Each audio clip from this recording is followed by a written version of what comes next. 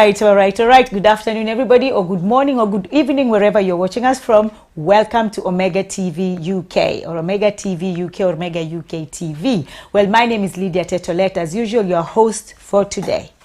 I am so privileged. I am so humble because I have somebody very, very important, very, very special in my studio with me today. But before we start, I just want to say that the opinions and ideologies expressed on this program are purely those for the guest and does not reflect the views of the presenter, production team, or any partners affiliated with Omega TV UK. So thank you very much, everybody, and welcome. Thank you, sir. I am so privileged and so honored that you're sitting in my studio today, His Excellency. So I know that a lot of people know who you are, especially Kenyans. We know all who you are. And international is not just Kenyans, because you're now an international person. You're not just a Kenyan person. So, but I would like you to introduce yourself to everybody who is watching so that they know who exactly is on our studio today. Thank you very much, Lydia. And I'm very privileged and honored to be here. And thank you for hosting me tonight. My name is Rigathi Gachagua, a boy from Inooro village in the Republic of Kenya. I'm the leader of the Democracy for Citizens Party, the most popular, vibrant party in Kenya that is gearing up to form the next government next year. Formerly, I was Deputy President for the Republic of Kenya, having served as a member of parliament, having served as a civil servant, and generally an active Kenyan, and I'm happy to be here. Thank you very much, sir, and we're happy that you're here. So, in Kenya, or internationally, everybody have their own perception of who you are. Some people say, oh, you're tribal. Some people say you're this. Everybody wants to say what they want to say. Some people say you're a total true man. You speak the truth. Some people say you don't. So everybody sees you and they analyze you in their own box, how they want to put you. So do you think that people see you, people misunderstand you, people misjudge you, or is just simple a casualty of politics? Because I know politics can be cruel. No. You know, perception is relative. It depends on who is seeing who as who. To my supporters and admirers, and they are in millions, I'm the honest and truthful man in Kenya, south of Sahara, north of Limpopo. The most truthful man Kenya has ever seen as a leader. That is to many Kenyans. For those who have a problem with me and who like to distinguish my rise, those who like to see me down, those who don't like me to rise, they have all manner of accusations against me. The most ridiculous one is that I'm tribal. It doesn't matter really, because Kenya is a multi-ethnic country. There are many communities and one comes from somewhere. So if my detractors want to say that I'm tribal, so be it. What is most important is what do the majority of Kenyans think. Wherever I go across the country, I'm received very well, despite those accusations. I was in the coast the other day, and after I've spoken, wananchi were demanding I speak once more. I've been to Masai Land, I've been to Western Kenya. The people of Northern Kenya are demanding that I go there. There's no way the whole country can be demanding you go and visit them when you are tribal. That is just an accusation by detractors, and it as well, because I don't expect my detractors to talk well of me. I'll be expecting too much. And in the case, Lydia, you cannot be loved by everybody in a country. You be loved by many, you will have a few haters here and there, detractors, they'll say this and that, but it will be very foolish if you got ever distracted. I stay focused, I know what I want, I know where I'm going, I know where I need to go. I'm so focused in what I'm doing, I never get distracted by those accusations. So you'd say 100% you're not tribal? I am not. I'm a nationalist. I speak for the people of Kenya, and I love what I see here. Stand out and speak up. That's what I do. That's my whole life revolves around those two sentences. Standing out and speaking out. Very few people can stand out. So you're not Because sitting on the people puzzle. are cowards. Yes. People fear. People are intimidated. Very few people can speak up. You know, Stand out. stand out and speak up. I really love that because that's who I am. And my whole chemistry, my whole DNA revolves around those two, standing out and speaking up. That is what I do. And many Kenyans really appreciate. When I came over the weekend and there was a crisis back home, Kenyans were asking, where is Rigathi? He needs to speak, because Kenyans have learned that I speak the truth. So anytime there is a challenge in the country that is a little bit complicated, that is a little bit dicey, that people do not understand correctly, Kenyans count on Rigathi to come out and tell them exactly what it is. And that is what I do. That's what I've been doing for the last so many years. And that's what I continue to do for the next 1 year. That's what I continue to do for the years that God will give me this world, to stand up and speak up. That's what I'll do. Okay. I think, I don't want to say I think, because it's not my opinion, it's not my suggestion, but because you are in the former government, right? And a lot of people feel like you are there, you are supporting that government, but now you are out. That's when you're saying this government is A, this government is B. So why couldn't you speak out and stand out when you are inside the government, the same government that now you're looking at and saying this government is corrupt? Well, I think you have been out here for too long. Probably you didn't follow what I was doing when I was in government. I went along with the president for the first 1 year. Then I realized, oh, it's not well. And I realized he is not whom he had promised me and the people of Kenya that he is. I realized that all the things we had promised the people of Kenya, the bottom-up economic transformation, putting money into people's pockets, respect for human rights, that was not happening anymore. And I started speaking out when I was in government. And that's why I got kicked out. Had I just kept quiet Fitting. and went along Fitting. and sat on the table to eat, I would still be there having it nice as the people of Kenya are suffering. I started speaking out. I opposed from within cabinet Finance Bill 2024. Yes. I spoke very strongly against it. The minutes are there for posterity. Yes. And I spoke right inside cabinet when I was deputy president. I did not speak when I left. I spoke from inside. I spoke against abductions and extrajudicial killings. If you remember, June 25th, 2024, when our kids were butchered in Parliament, the following day, on the 26th, when I was deputy president, I called a press conference in Mombasa and called out the president. I remember that. I stood out and spoke up. That's what you do. So let nobody say that Rigathi is speaking because he's speaking out because he left government. No. The truth of the matter is that Rigathi was kicked out because of speaking from inside. The president couldn't take it. He couldn't be challenged by anybody. He couldn't stand to be told the truth. And I was telling him, boss, the people of Kenya are opposed to the Finance Bill 2024. Please don't force it on them. And if you do, we shall be left with an egg on our face. Yes. And it happened as I told him. I told him these abductions and extrajudicial killings, these young kids have a point. What they are saying makes sense. Yes. Let's listen to them. In any case, they are our children.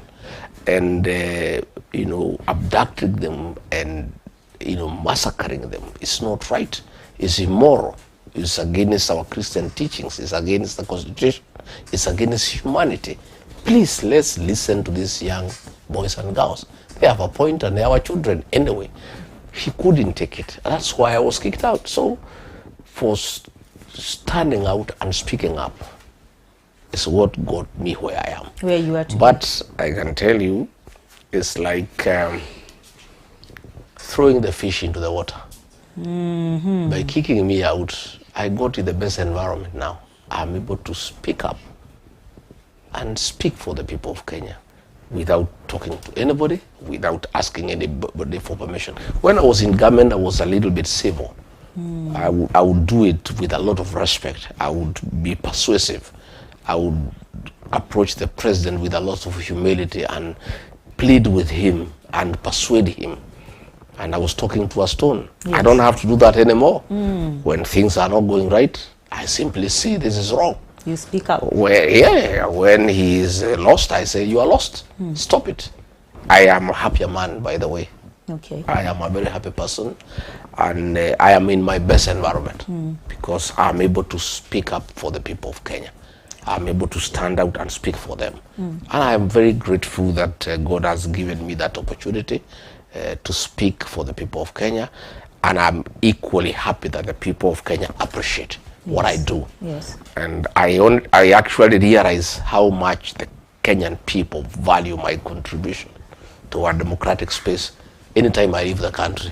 There's too much pressure for me to go back, for me to speak up. It's only when I appreciate. You know, sometimes when you are in the country doing what you know best, don't see it. you think it's just a normal way of life. Until when I'm out of the country, I went to the US for 6 weeks, and Kenyans were saying, no, Rigathi must come back. He must speak, he must tell us what is happening. Even when I was coming here, I had planned to come here for a month. But the pressure back home has made me cut short my visit to a week because Kenyans are saying we have too many problems. The issue of the fuel, you know, the cost of living, you know, transport costs, prices of consumer products. And Kenyans are saying somebody must speak for us. And to many Kenyans, that person who can speak and who must speak for the people of Kenya is Rigathi. And they are saying, Rigathi, we know you wanted to go and sell your party and market your party in the United Kingdom, meet the diaspora people, meet Kenyans, interact with them, get to know what they are doing, work with them on how to partner in the new administration. We appreciate that. But we need to do more at home. We are in trouble. You know, we have no food. Our children cannot go to school. SHA is not working. The country is almost grinding to a halt. You are more useful to us back home. So Rigathi, please take a few days and come back home. So over the weekend, I'll be back home so that I can support the people of Kenya. I can speak for them and give them hope and encourage them that there will be a better tomorrow. Okay. So you said you came to promote. Did you come to promote your party, or you came to meet the diaspora? It's twofold. One, our party DCP has a UK chapter that I came to officially launch and enhance our party activities and recruit more members. Again, I had the opportunity on Saturday. I had a dinner with the Kenyan people. I remember to explain to them what will be their place in my administration. What role will they play in our administration? What are their issues? They are very serious stakeholders. The diaspora brigade is #1 foreign exchange earner for our country. You know, in the 70s, coffee was #1 foreign exchange earner. In the 80s, it was overtaken by tea. And in the 90s, tourism became #1 foreign exchange earner for our country. As we speak today, the remittances from diaspora are #1 foreign exchange earner for our country. And we are saying, if you contribute such a huge amount to the economy, you must have a say the way that money is utilized. The diaspora people must be on the decision-making table because they are a serious partner in our country's development, in the economic discourse of our country. And we are saying that you cannot be the #1 foreign exchange earner for our country. The money that we are using to pay our foreign debt, the money we are using for importation, the money that we are using to run our embassies and high commissions, yet you have no voice despite that very huge contribution. So that is one of the discussions I'm having with the diaspora people. And we are agreeing that one way or another,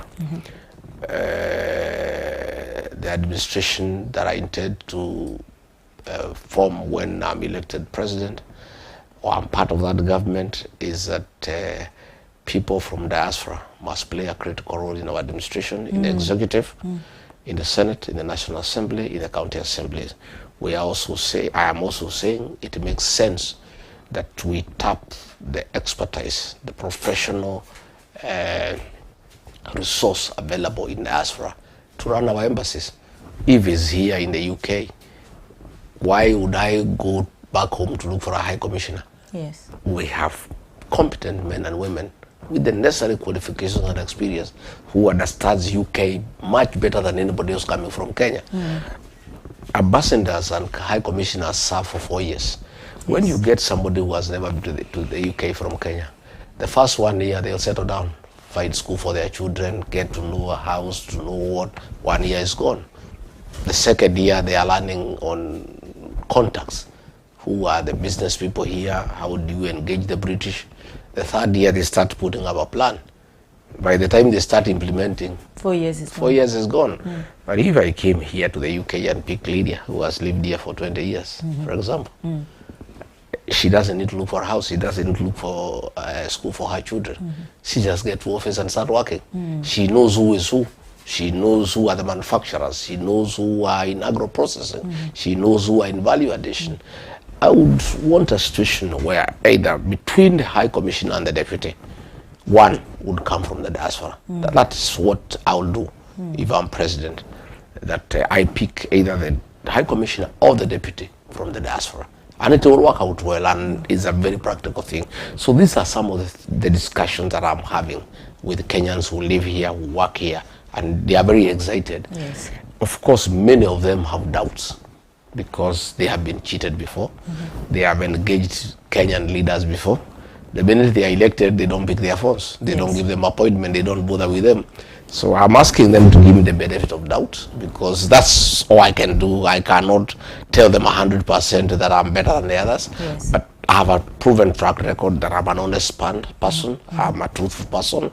I'm asking the Kenyans in diaspora to give me the benefit of doubt, that I will live up to my word and I'll honor the promises that I make with them. In any case, it's the right thing to do, because it can only be helpful to the country. Yes. You know, these are men and women who have a lot of experience. Let's look at the health sector. The management of health here in the UK is top notch. Yeah. We would want to benefit as a country from health practitioners who have been here in the UK. It will be useful for our country. When you look at engineering, when you go around here, the drainage is top notch. After it has rained, 20 minutes later, you cannot know there was rain. Yeah. We would want to tap from the professionals in the diaspora to come and help their country, because at the end of it all, east or west, home is best. So it's not just honoring a promise. It's the right thing to do. You know, it's good. It will make work easier for my administration. Yes. It will be helpful to the country, where you are saying Kenyans out there who have proven track record, who have expertise, who have experience elsewhere, that things are working. Why can't they come back home and help us fix those things the way they have been fixed in the countries they are domiciled?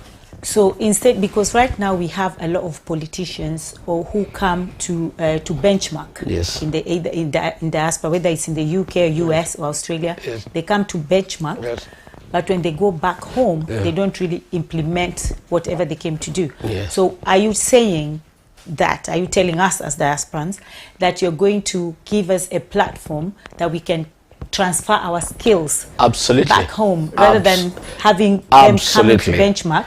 Because that also reduces the cost of using taxpayers' money. I can tell you, we are spending billions of shillings. Members of county assemblies traveling all over the world to go and benchmark, so that they can have transfer of knowledge and technology back home. Which they don't. We have billions of shillings by principal secretaries. Instead of spending all that money, why don't you get Kenyans who have been living in this country to come and help us fix them? Why do we need to get Kenyans to come and benchmark in the UK? Why don't we get Kenyans who have lived here in the UK to come and fix what we need to fix at home? It's a win-win situation for the country, for all of us. We spend less and we get value for money. I would want a situation where the issues of benchmarking will never be part of my administration. Okay. If there are things we want to learn from the United Kingdom, get Kenyans who are in the United Kingdom for 30 years to come and fix it at home. It's a win-win situation. Sir, is this just you saying? Because I know that is something that diaspora people have really wanted to hear, because we're always asking ourselves, why do people come and benchmark? They go back, they do nothing about it. And even that benchmarking is just wasting taxpayers' money. So if you're saying this is like dangling carrots for us as diasporans, that, oh, this is what I'm going to do, and all these promises, like we've been promised before, and nothing has happened. So are you just saying this for us but to I'm say, asking, or are you really saying I know you are the one to ask the questions. Yes. Allow me to ask you one question. What would one gain by not doing it? I mean, it's foolish. But those are promises that we've been told so many times. I'm saying I'm looking at things differently. Okay. I've told you, I have looked at the health sector here in London. I was also the other day in the US. It's top notch. And it's Kenyans who are doing it. Yes. When I've been around here, it's Kenyans who are behind the success of the health system here in the United Kingdom. So why would you want to get doctors coming from Nairobi, from Kenyatta National Hospital, to come and benchmark here in London, instead of getting a few Kenyans who have been part and parcel of the success story to go and the health system, just to come back home and fix things back home and enjoy. And I think Kenyans working abroad would be so fulfilled, it will be a lifetime dream to come back home and transfer the knowledge they have learned in a foreign country. I think giving that opportunity to Kenyans, it will also be very fulfilling. You know, I know many Kenyans are very patriotic people. Yes. I have met many Kenyans who say, can I get an opportunity to come home and fix our drainage system? Because I've done it here successfully. I go back home, it's not working. I know what needs to be done. So I am saying, I want Kenyans to give me the benefit of doubt, give me a chance, give me leadership, and I'll do it. Not to please the people of the diaspora, but to fix my country, Kenya, that I love. Yes. So you're vying for presidency. Yes. And who is your running mate, or is that still in wraps? Well, the issue of running mate is a political question. Okay. You don't just get a running mate because you like one. Getting elected president is a political process. And that political process means it's a game of numbers. Yes. You have the numbers. I heard the other day Dr. Fred Matiang'i say that we shall get one single presidential candidate using a scientific formula. He's right. The science of politics is numbers. For you to get elected as president, you must mobilize voters to come and vote for you. So when you look for a running mate, numbers will play a huge role in that decision, because you must add what you control plus what somebody else can control, put it together to get 50 plus 1. So the decision of my running mate will be informed by science. Okay. The game of numbers. Yes. I must have a running mate, one who is competent, two who have a chemist like mine, who believes in the liberation of Kenya, who believes in good governance, who believes in transparency, who believes that Kenyans must be listened to, and who believes that Kenyans have a right to decide how they'll be governed. That is the first thing. Once he or she has achieved that qualification, then we look at what numbers are you able to put together. And let nobody cheat you that these decisions can be made without looking at numbers. William Ruto picked me as deputy president. Yes. By the way, he didn't like me at all. When he was speaking, he didn't like you? He didn't like me at all. Okay. He knew I'm a strong guy, and he didn't want anybody strong. He didn't want somebody who is an independent thinker, and he didn't want somebody who can stand to his ground and say this is wrong, this is right. But he needed numbers. So he picked me because I brought numbers. Game of numbers. He wanted me as a running mate, but he didn't want me as his deputy. He wanted you as a flower guy. Yeah. He wanted me as a guy to mobilize numbers, thereafter become a flower girl. Oh, wow. And then I couldn't be a flower girl. You refused. I can't be a flower girl. So he had to get rid of me and get a flower girl. So he got the best of the two worlds. He got one guy who can mobilize numbers. Okay? Yeah. Once he achieved the presidency, get rid of him, and now get another flower girl of what he desired. Now, the only problem now he has to face an election. One, nobody can trust him. Because when you pick a running mate, you misuse him to get you numbers. when you are set to the presidency, you get rid of him. For him now to get a running mate, there are many questions. Many people ask this guy, if Rigathi helped him to be president, mobilize the numbers, the minute he became president, kicked him out, can I trust him? He has serious trust deficit. Yes. Serious trust deficit. So he has to look around. And that is why, as we speak, he has promised the running mate position to more than 7 people. He has promised to Governor Wanga of Homa Bay. Yeah. He has promised Oburu Odinga. He has promised John Badi. He has promised to retain Kindiki. He has promised Anwar Uhuru. He has promised another fellow called GK Kariuki, the MP for Dia. He's promising everybody as he's looking for numbers. And actually, I can tell you from where I see it, he is lost. He doesn't know what to do. But somebody, because these numbers are not easy. For you to be running mate to somebody, you must bring serious numbers. That is how he became running mate to President Uhuru Kenyatta. He had serious numbers of 2.5 million votes. Yes. Then you can be a serious contender to be running mate. So he is having a difficult time because in Nyanza the numbers are not adding up. Probably he had hoped he could inherit what Raila Odinga had. But you know, those ODM people were not ODM followers. They were followers of Raila Odinga.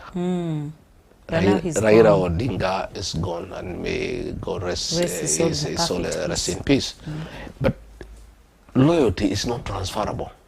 I can tell you very, very candidly, you cannot transfer loyalty.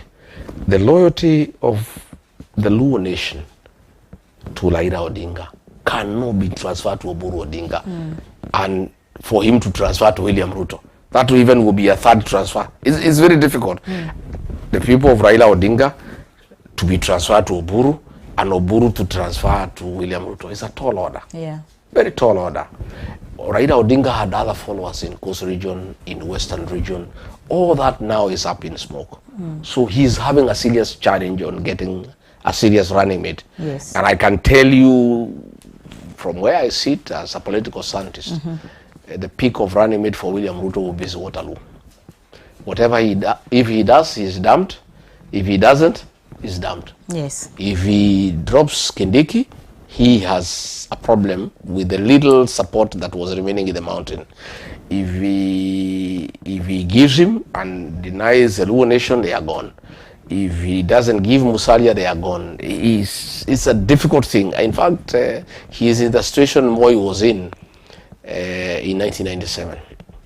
Moi dropped George Saitoti as vice president. He did not reappoint him, and he took time to look for somebody, and everybody was demanding the position. Yes. And he realized if he gives it to this person, he loses his block. If he gives this person, he loses. Eventually he gave it back to Saitoti. Yeah. So William Ruto, I wish him well. But he'll know that getting a running mate who can mobilize serious numbers to help you to become president, it's not a walk in the park. It's not a walk in the park. But do you have people in mind, though? Not telling us, but you have people in mind that you're thinking. I have several options. Right? I have several options. Okay.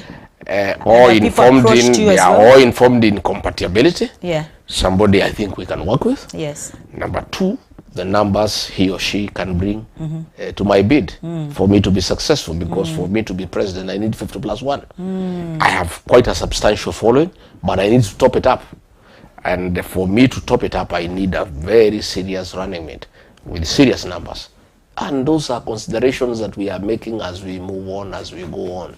Yeah, it's not easy to pick a running mate. If you are very serious contender and if you want to be president, you must pick right. Yeah. So in a hindsight, what would you have done differently when you were in that government or in the sitting government right now, not to be kicked out? What would you have done differently? Is there a time you sat down? Well, there's nothing. I did not make any mistake myself. William Ruto did not intend to be with me for long. He had planned to kick me out even before we got elected. So he just So my fate was sealed. Okay. It was just a question of time. Okay. He didn't want a strong person. Okay. He didn't want somebody who has principles. He didn't want somebody who is not a thief. Yes. He didn't want somebody who is not corrupt. I am not corrupt, I'm not a thief. And for that reason, it was very difficult for me and him to work together because he wanted us to loot the country. He wanted us to mismanage public resources. He wanted us to enrich ourselves from public resources, and I was not comfortable. Yes. So there is nothing I would have done differently for me to survive. Yes. The only thing, probably in hindsight, had I made a coalition agreement with William Ruto with my own political party, we'll still be together. And probably this country will be doing well because I'll be telling him no. And there's nothing he can do. He was able to kick me out because I didn't have my political party. At that time. At that time, we were in the same party. Yes. So my members would have supported me, were also his members. That is a lesson that I have learned. I will never repeat that mistake. Yes. My base where I come from, we shall never repeat that mistake. We have made a decision. Yes. Not just for this election, but for posterity. Yes. This is a story we'll be telling our children and their children and their children. Yes. That for you to be well cushioned politically in any coalition, you must go to coalition with your political party. If I had my political party and I had made a coalition with William Ruto, we will still be together. Yes. We will be fighting, but I will be in government, and probably the country will be well functioning because with members, I'll be able to check him. I would have stopped him from doing a lot of things he was doing. He compromised Raila Odinga to be able to do things without any question. Then I started the questioning from inside. So he kicked me out to do all the things he wanted to do without a question. So if I had a political party, I had my own members of parliament and senate, he would not have been able to kick me out. And the country actually would be more stable and things will not be as bad as they are because I will be providing oversight from within government. And that is actually what the framers of the 2010 Constitution envisaged. A strong deputy president elected by the people to check the president from inside, from within government. And you see what has happened now is that he removed an elected deputy president who can ask questions, who can stand firm and put an employee, his own employee whom he has picked. He is not elected by anybody. Yeah. So he will do what he tells him because in any case he's one who has given him the job. Yeah, that is why it's against the 2010 Constitution. The framers had intended a deputy president to be elected by the people so that in case the president became rogue, in case the president became excessive, a reasonable deputy elected by the people would have some leverage, some local standard to say no, we can't go this direction. That's what I had started doing when I was within government. And then he couldn't agree that I apply some oversight role from within government. There are so many questions here, but somebody's just also concerned. A lot of people here, like you rightfully said, are on your side, but they say President Ruto didn't see this coming. He didn't see you having a party. Just thought kicking you out, you're going to the village to be a farmer. Oh yes. In fact, there are some young boys around him who gives him advice. I had told him to be sitting with elders because elders, by virtue of age, experience, exposure, know quite a bit. And elders in any society are useful because they'll give you wise counsel. And most of these elders are rich people. They are people who have seen it all and they are not sycophantic. And therefore they can give very good advice. The President Mwai Kibaki was very successful because he had a few elders whom he trusted. The late Jenga Karume, the late John Michuki, Francis Mudaura, Joe Ajui. People who are wealthy, people who want nothing from him. They just want the country to succeed. And they will tell him as it is, as what people are saying. So I did ask President William Ruto, please, I can see some young boys around you. Little boys. Some are not even married, they don't even have a family. They are the ones who advise him. And I could see the country is headed in the wrong direction. And we started losing support. We had come in with a lot of support. There was euphoria when we were elected. Everybody was for William Ruto and Rigathi. And then I told him we are losing support. One, of a taxation. Yes. You know, programs that are like the housing program, people don't want it. People are saying it's not the work of government to build houses. The work of government is to provide services, roads, water, electricity, sewage, security, and a good environment to do business. But housing is a personal choice. Leave it to the private sector. Mwai Kibaki never did housing program, but he did a lot of housing indirectly. He opened up the bypasses, put tarmac, electricity, water, and the houses came up on their own. Yes. You let the private sector thrive on its own. So I started telling William Ruto, you know, I am talking to the people and we are losing it. My brother, please, let's not force things on the people of Kenya. Oh, he said, no, you don't know, you don't have to do what is right, what is popular, you do what is right. I said, I agree with you, you do what is right. But if the majority of the people who gave us this job decides it's not right, you cannot insist it is right. If they are saying it's not right, the people, you are employers. Because they the people who give you the job. If they are saying what you are saying is right, they are telling you no, we don't want it. So I had asked him, you know, let's get some elders, let's get professionals, let's talk to people, let's listen to the people of Kenya. He could hear none of it. So these same boys are the ones who told him, if you remove this guy, within 2 weeks, he'll be forgotten. He'll go back to Inooro. He'll be crestfallen. Yes. He'll be traumatized. Depressed. He'll be depressed. Because they took this guy, nobody, out. yeah, without security, without choppers, without cars, without a salary, without anything. This guy, 2 weeks, he'll be forgotten. Just give the job to another fellow from the mountain. And the mountain people are not interested in people. They are interested in positions. He is only popular because of the position that he has. And he was persuaded. So they got rid of me. But, you know... well, somebody's... so what has happened today? Yes, somebody's saying the impeachment was unlawful, but we're not going to talk about that. So now that you have a party, we've seen hands exchanging. This is a history repeating itself in regards of handshake, handshake, handshake. We've seen it so many times with government. So now that you have your own party, for peace sake and unity sake in Kenya, right? For us to have one Kenya and one government, are you willing, if President Ruto was to call you today, are you willing to sit down and have a dialogue of handshake and peace for the country? No, that handshake nonsense is responsible for the erosion of our democracy. Good democracy needs government and opposition. Yes. Because absolute power corrupts. Power corrupts. Absolute power corrupts absolutely. The hole we are in as a country is because the president has gone rogue. He's become a dictator.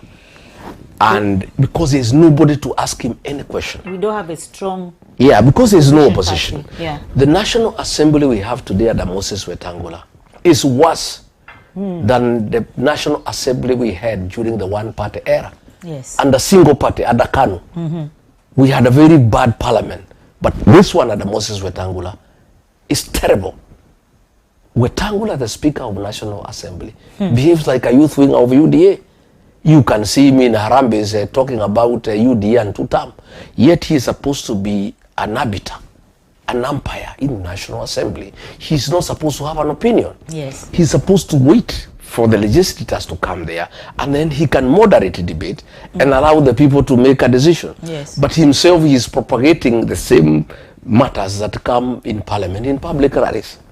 So, by neutralizing ODM, by making sure that he got rid of his deputy who was level-headed and who loved his country and who was patriotic enough not to agree to things that are wrong, he has a few days to do whatever he wants.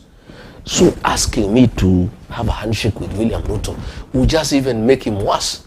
You see, right now we are checking him, and he's not liking it. To tell you the truth, we are giving him better opposition than Raila Odinga. Raila Odinga was a good opposition leader, but to be truthful, he didn't have the energy we have. In terms of being agile, in terms of articulating issues,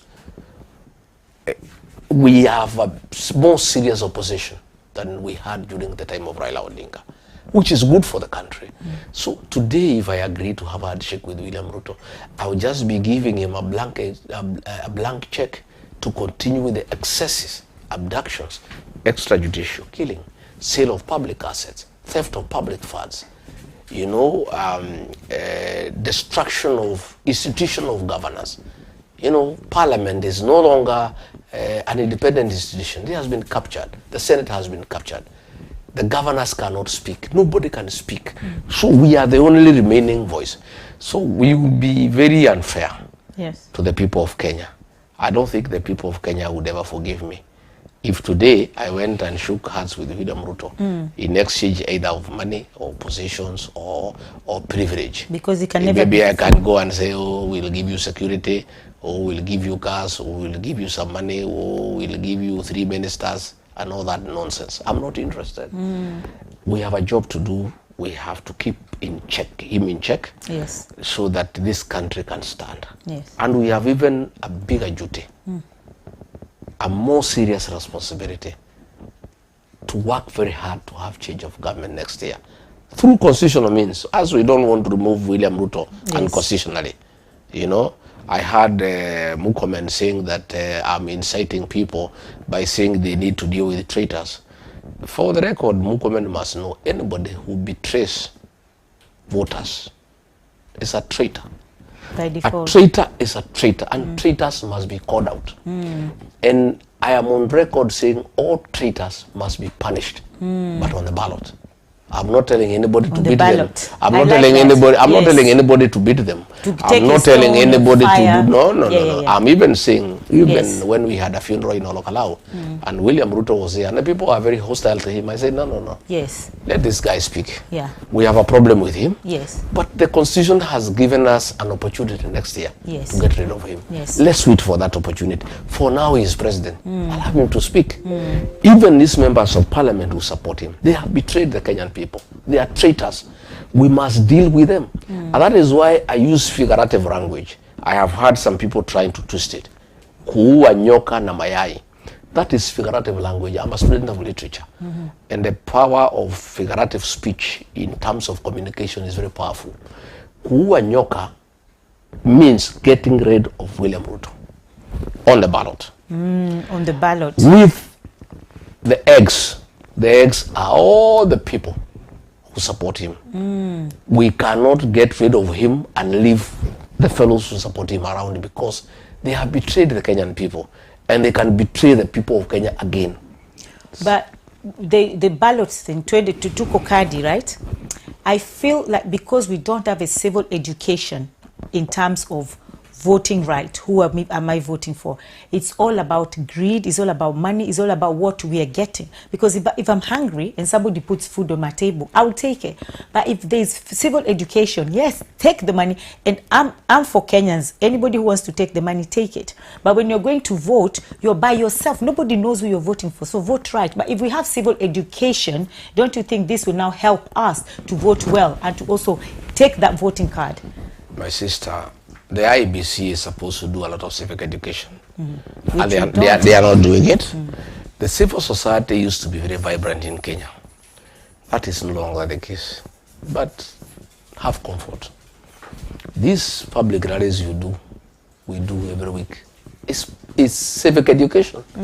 We are educating the people of Kenya, and they are getting it.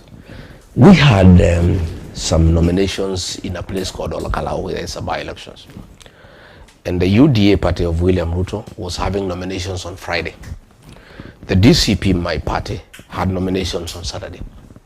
So UDA people were giving people money, including DC people, to go and vote for the aspirants for UDA. And the people of Olokalao said, no, we love money, yes. We need money, yes. We have a lot of problems we can do with some money. But this one we don't want, because we don't belong to UDA. We don't like UDA. We belong to DCP. The president had released 40 million Kenya shillings to mobilize 40,000 residents of Olokalao at a cost of 1,000 per person. So they were supposed to get 40,000 people turning up for their nomination. They got 3,000. And because they were using electronic gadgets, they escalated the figures to 8,000. But the ones who turned up are 3,000. Assuming they even turned up 8,000. Let's give them the benefit of doubt. 32,000 residents of Olkalau say no, we don't want money. That is very huge victory for our democracy. Yes. It means people are very enlightened. And people, no matter how much they are struggling, can say, no, we are not going to sell our birthright. Yes. We are not going to sell our democratic right. So 32,000 people being enticed with 1,000 shillings that they need because they have no food, yes, said no. Only 8,000 succumbed to that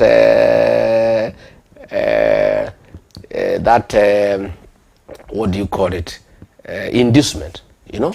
So our democracy is coming of age, and I can tell you between now and next year in March, we shall be all over the country.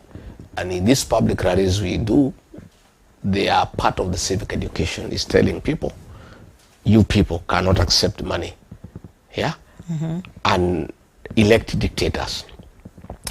You cannot take money and elect people who will destroy the health system. Then when you go to hospital, there are no drugs, and the money that you are given is not sufficient to buy your drugs for 5 years. You cannot take 2,000 shillings, elect the wrong people, then for 5 years your children cannot go to school.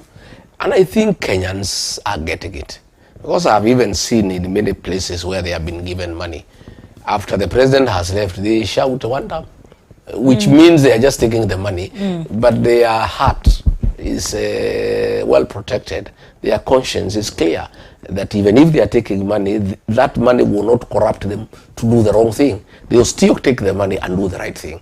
And I think I'm very encouraged by what is happening across the country, and more so what happened in Olkalau. And I'm sure during the by-election on July 16th, that will be more pronounced. There will be a lot of money, but people will do the right thing, I can assure you. Okay. So my next, I'll ask, is loyalty in African politics, is it real, or is it just temporary alignment of interest? Well, because I've heard in different forums that this is what I was promised, this is what was promised of me, but it wasn't delivered. So is it all about the interest of what I was meant to get, or what I'm getting, or is it actually for the people? Our politics have been very indecent, and we have had a lot of the politics of betrayal and deception, where you promise heaven to the electorate and deliver hell. And that is why there is a very big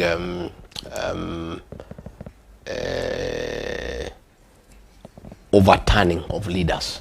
If our leaders are elected, like 70% of members of parliament usually don't come back, because when they were campaigning, they promised heaven, then they deliver hell. People have no loyalty to the voters. Voters are very loyal people. By the time voters vote for you, they really trust you. I can tell you, William Ruto was trusted by Kenyans. They believed him. The guy was very persuasive. He was hardworking, he was everywhere. Bottom-up economic transformation, signing economic charters with the people of Kenya. Uhuru Kenyatta tried to say, this guy is not good for the country. Please don't elect him.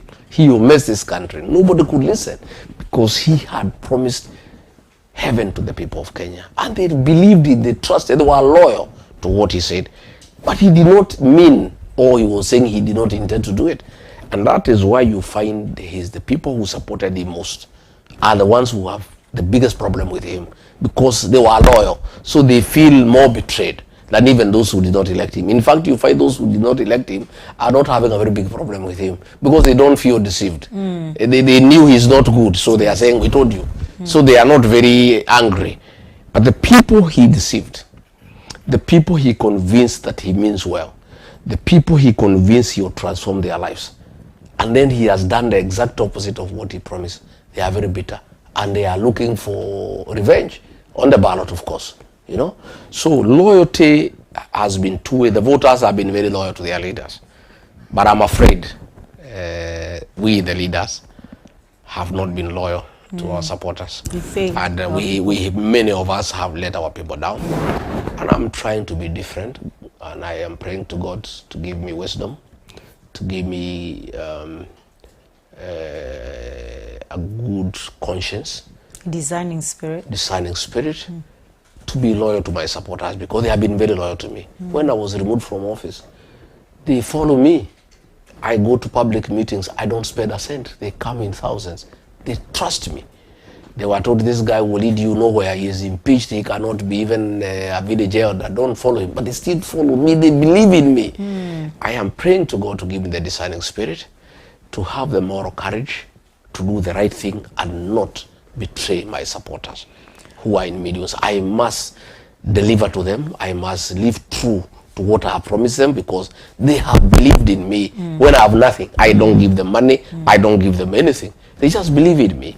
I have a responsibility, and a very big one, to honor that promise, to be able to show loyalty to my supporters the way they have been loyal to me. So would you say, I hear what you're saying, and I really like that, but you know, we have to see it working. Yeah. So because you're putting God in this mix and saying God to give you the wisdom, the knowledge, the discerning spirit, if you take office and within the 5 years or the 4 years that you're in office, you don't implement everything you've promised us. Yes. Just like now people are fighting Ruto, that he has not given us what he promised. Yes. Would you be willing, the way we see it in the Western world, they always just step down. We don't have people fighting. They say, we don't want this prime minister. There's no fighting. I just come out. There's no people killing people, come out. So would you be willing to tell Kenyans that if I took power and I don't deliver what I've promised to deliver, I'll step down without fighting? I'm a good student of history. I studied history in A-level, and I had a B in the A-level exam. When you look at the history of the French Revolution of 1789, you see what is happening today. You cannot betray the people. They will get rid of you. What has happened to William Ruto before my own eyes? I have seen a very popular president, a guy people believed in, make so many promises. He has not delivered. And in the second year, the people are begging for his blood. Today, William Ruto cannot hold a serious meeting without paying people to attend. Even in his own backyard, the Kalonzo land, we had a by-election in a place called Inooro. He had to pay the Kalonzo voters to vote for UDA candidate. His home base, people who really believed in 100%, today he has to pay them. I would be a very bad student of history to go to that path. If I cheat the people of Kenya, the second year, the third year, they'll be paying for my blood. I am already aware. So why would I want to go into that direction? So you will leave? I will. How will you step down? I will deliver to the people. I will not leave because I will deliver. I will do what I have promised. But because I don't have a choice. Yeah, but I'm just saying, just for argument's sake, you I'm don't saying, deliver. If it comes to that, if it comes to that, and it cannot come to that because I've told you I'm a good student of history. Yes, but just if. There is no way you can do the same thing and expect different results. If you cheat the people of Kenya and you deceive them, you'll work for them, and you don't work for them, they'll get rid of you. Yes. So why would I fall into that trap? I can see I have been with William Ruto. We were elected together. We were very popular. Yeah. Along the way, we started losing popularity. I started advising because I didn't want to suffer the same fate as him. I told him, boss, we are losing it. Kenyans are saying we are cheating them. Yes. We are launching development projects that they are not budgeted for. Yes. When we leave, the tractors, the graders, they follow us to Nairobi. And people have started now speaking behind our backs and they are saying we are liars. I told him, I was very, I don't know where I would get such a deputy. A deputy who was telling you, boss, we are getting it wrong. Kenyans are saying this, please, let's change. He would hear none of it. So if I saw that happen to him, why would you repeat it? Why would I repeat it? I would be a fool. And I don't think I'm foolish. Yes. I'm not very intelligent, neither am I foolish. I'm just somewhere there in the middle. I know something, a few things. I cannot repeat that mistake. I intend to honor my promises to the people of Kenya to the extent possible. Yes. Yeah. Now that you've actually mentioned France somewhere, so now I also recently we witnessed the president of France who visited Kenya, and we were made to believe that he came for a focus of peace, security, and economic partnership. But yet, most Kenyans are crying and saying this was just selling Kenya to the highest bidder. What do you think about that visit? Kenyans are very intelligent people. They are. Kenyans were colonized by the British. Yes. The West Africa was colonized by the French.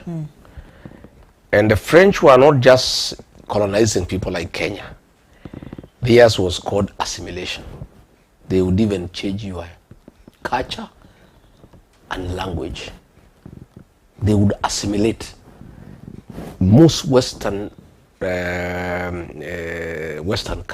African countries speak French, and they go to homage to Paris. The West African countries know France and President Macron more than we do. They have all abandoned him. They want nothing to do with him. He is isolated. France is isolated by the former colonies.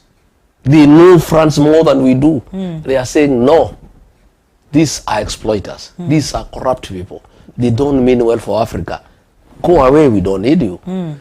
Then, to salvage himself from isolation, he has come to East Africa, and specifically Kenya. And we're not listening. It's only William Ruto who thinks he is anything. Kenyans know he is not. Let's start by the Rironi Mau Summit Road. During the reign of President Uhuru Kenyatta, the French companies entered an agreement, a contract with the Kenyan government to expand Rironi to Mau Summit to 8 lanes at a cost of 151 billion Kenya shillings. Okay, and when President William Ruto came to power, he didn't want to honor that, and he discussed with President Macron, and they discussed on how to get some money out of the whole thing, cancel the contract, and pay the French companies 7.1 billion shillings without doing anything, by simply cancel the contract and split the money halfway. 3.5 billion for President William Ruto, 3.5 billion for President Macron. We know those things. Then, how do you know this? We Is know it because you're in the government? I've been around. I was deputy president. I have people in government, and I was also a civil servant for a long time. In fact, Kenyans are shocked. Anything I say is true. You know a lot. I know, because I am government. I joined government at the age of 22 when I left university. I grew through the system. In every ministry, I know more than half the population at a personal level. 3 names, so and so. So I am a walking information box. I have information at my fingertips. Anything, I'm ahead of William Ruto. In fact, I am briefed better than he is briefed, because most times he doesn't know what's going on. Many times he hears things from me. So they decided to go to China and expand the contract, reduce the scope of the road from 8 lanes to 6 lanes, and add the amount to 200 billion.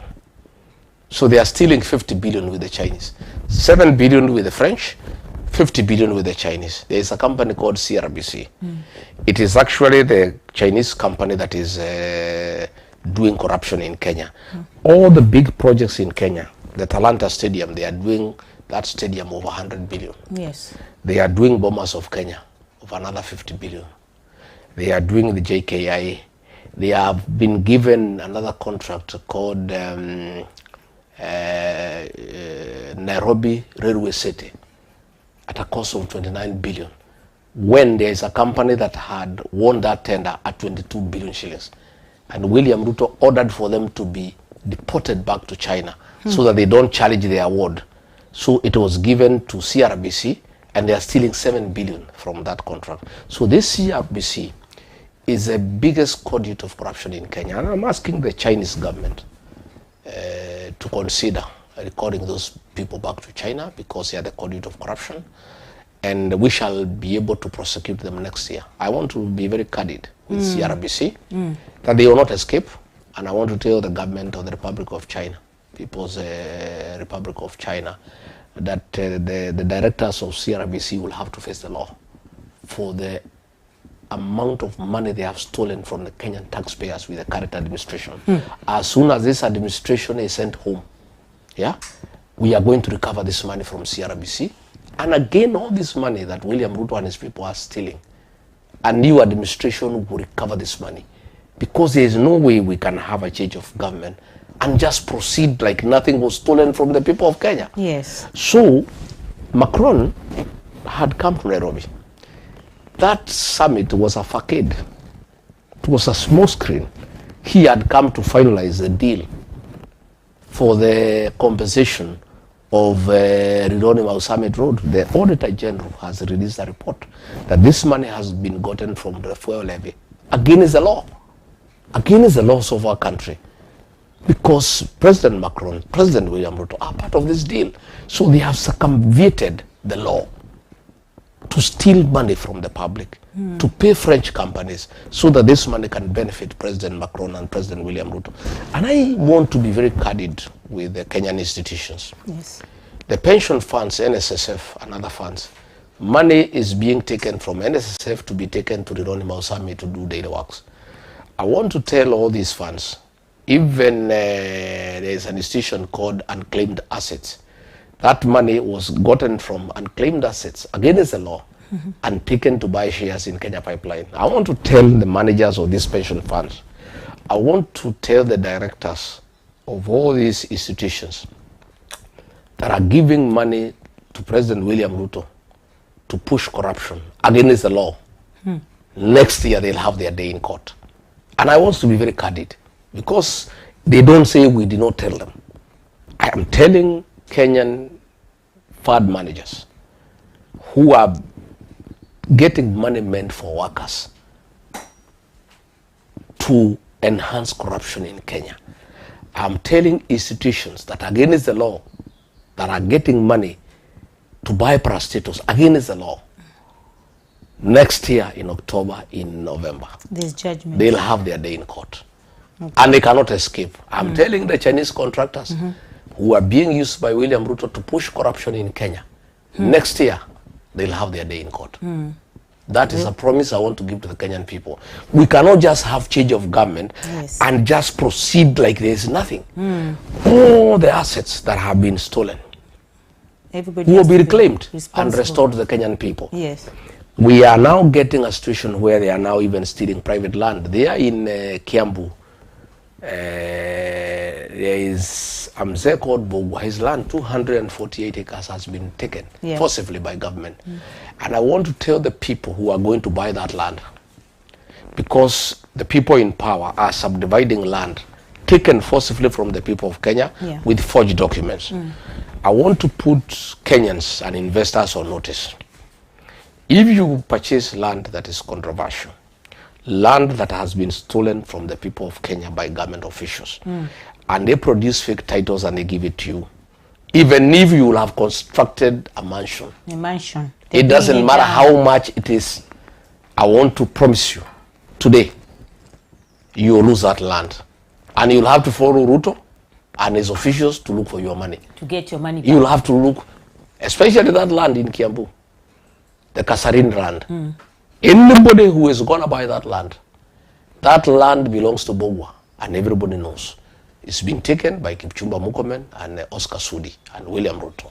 They want to subdivide that land and sell it to Kenyan investors. I want to put them on notice that anybody who buys that land, next year in October, you lose your land. The land for Mrs. Magogo, the widow of the late Ada Kenyanjui Magogo, 98 acres in Kiambu Road, has been taken.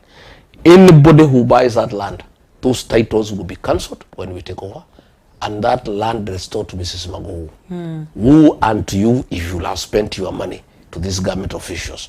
Because we cannot allow that kind of impunity. And why do we have change of government? You have change of government so that you right the wrong things.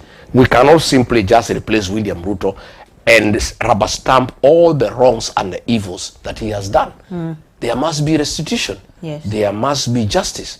And one of the things is to recover all stolen land, all stolen properties, all stolen government assets, and restore them to the Kenyan public. Wow, thank you very much. We're actually running out of time. So I just have two more questions for you. And in fact, one. So your parting shot, if you could speak to the younger you before entering into politics. Now, younger you is sitting here and you want to give younger you advice. What would you say? I would like to tell our young people that, one, they should not shy away from taking up leadership positions. And leadership cannot be given to you when you're at home. You go out there and look for it. And history is very clear that all the leaders we have today, at one time or another, they were leaders when they were young. I was a student leader myself at the University of Nairobi. I was the chairman of Nyeri District University Students Association. I was the chairman of the Literature Students Association. I started leadership at the age of 19. I want to tell the young people, one, they must pursue leadership. But I want to guide them with tremendous respect that leadership is a calling. It's not a ladder to wealth. It is not a formula to riches. It is service. If anybody wants to come to leadership to be rich, look for something else to do. Before I joined politics, I was a very wealthy man. Today, I'm not. I have spent my wealth in public leadership, and I'm very happy about it. It's very fulfilling. It is about service. So let no young person at any one time dream that they want to get into leadership so that they can become wealthy, so that they can become rich quickly. Leadership is a service. And once they know that, they'll be good leaders. But if they come with a mindset that they are coming to make money, they'll be very disappointed. That is why you find many leaders who came to parliament to look for wealth who will not be re-elected. Yes. That is why you find when I was being removed from office, many friends of mine were given money to remove me from office. And they did it because they had come to leadership to look for money. The few who had come to lead and to serve refused to take money. Yes. So that is what is leadership.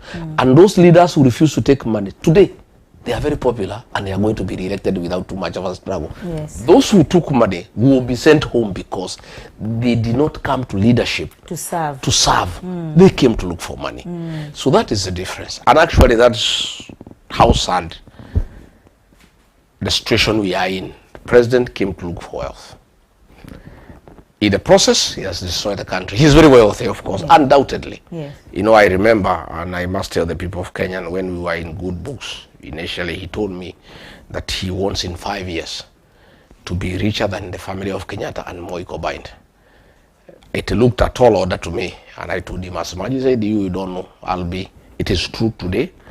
William Ruto is richer than the family of Kenyatta and the family of Moi combined after only 4 years in government. But in the process, he's destroyed the country.